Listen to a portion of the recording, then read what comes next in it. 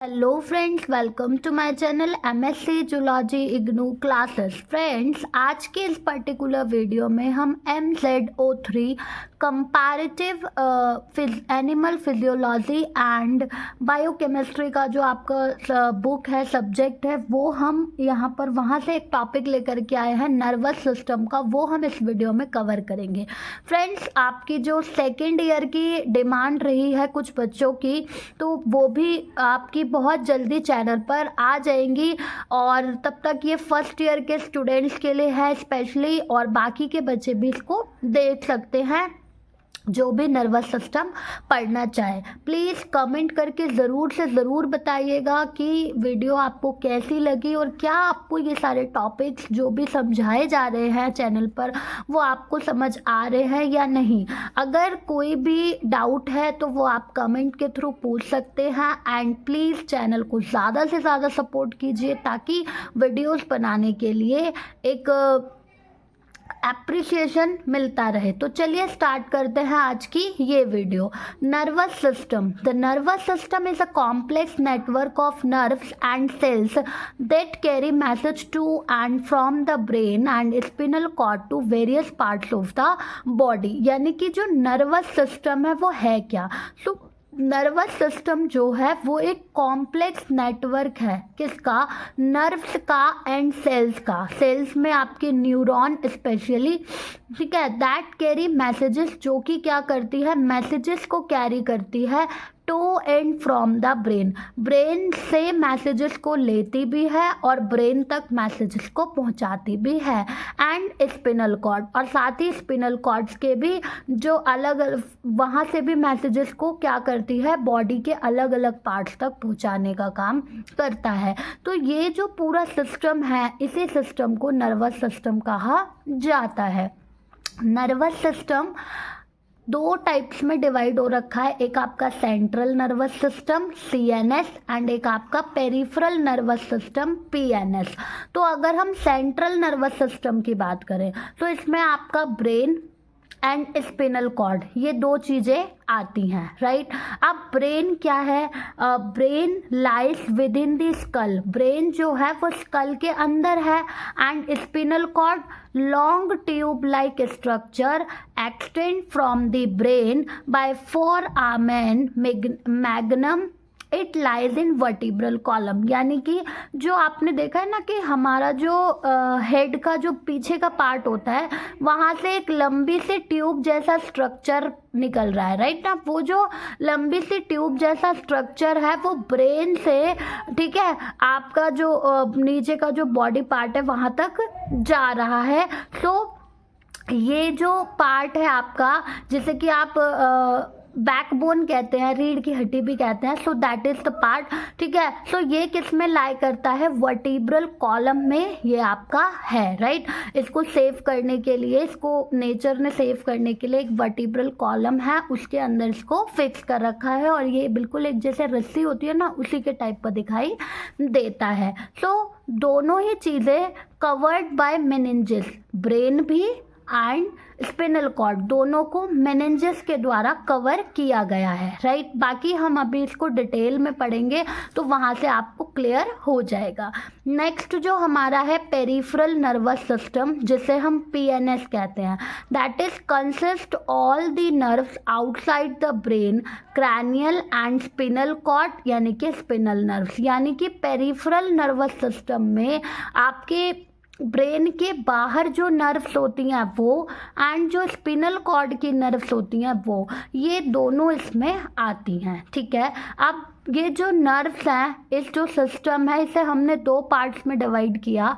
Autonomic nervous system, somatic nervous system. Autonomic nervous system को ANS और somatic nervous system को SNS कहेंगे। ANS की बात करें तो ये क्या करता है? It controls involuntary movements of visual organs, ठीक है। ANS का काम होता है जो भी विजुअल ऑर्गन्स हैं उनकी मूवमेंट को कंट्रोल करना, राइट। विजुअल ऑर्गन्स की मूवमेंट को कंट्रोल करना। और यहाँ पर दो टाइप की आपकी इसको डिवीजन है, that is sympathetic and parasympathetic.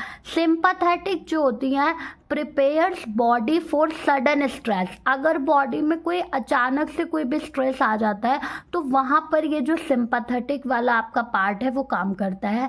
And parasympathetic क्या होता है, prepares body for rest, conserve energy for sympathetic nervous system. Parasympathetic जो है वो बॉडी को किसके लिए तैयार करता है, बॉडी को रेस्ट पोजीशन पर रखता है, ठीक है ना, उसके लिए तैयार करता है। यानी यहाँ पर जो एनर्जी है वो कंजर्व रहती है, किसके लिए, सिंपैथेटिक नर्वस सिस्टम के लिए। क्योंकि सिंपैथेटिक नर्वस सिस्टम में कभी भी कोई स्ट्रेस आ जाए तो यहाँ से पैरासिम्पैथेटिक से बॉडी पूरी प्रिपेयर रहती है और तुरंत वहाँ पर आपको क्या है, एक्शंस देखने को मिलेंगे।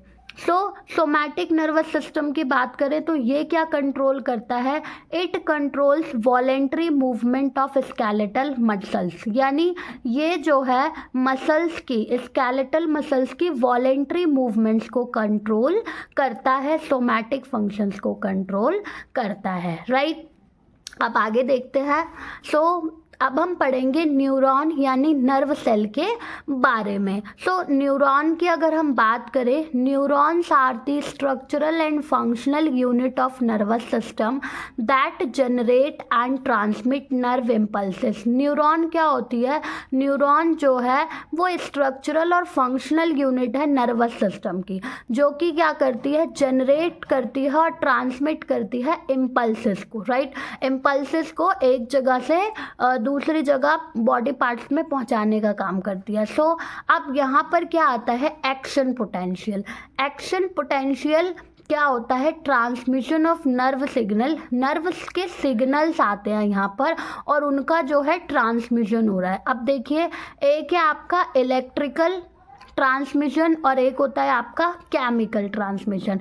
इलेक्ट्रिकल ट्रांसमिशन जो होता है वो न्यूरॉन के अंदर होता है एंड केमिकल ट्रांसमिशन जो होता है वो एक न्यूरॉन से दूसरी न्यूरॉन में होता है, राइट। मतलब जो दो न्यूरॉन्स के बीच का गैप है वहाँ पर ये केमिकल फॉर्म में आ जाता है, तो वो एक न्यूरॉन से दूसरे न्यूरॉन तक होता है, ठीक है। अब बात करते हैं different from other sales of body because, ठीक है, यानी कि ये जो सेल्स है, ये जो ट्रांसमिशन है, ये बॉडी की और सेल से डिफरेंट कैसे है। देखिए, इट हैज़ ब्रांचेस और processes called dendrites and axon.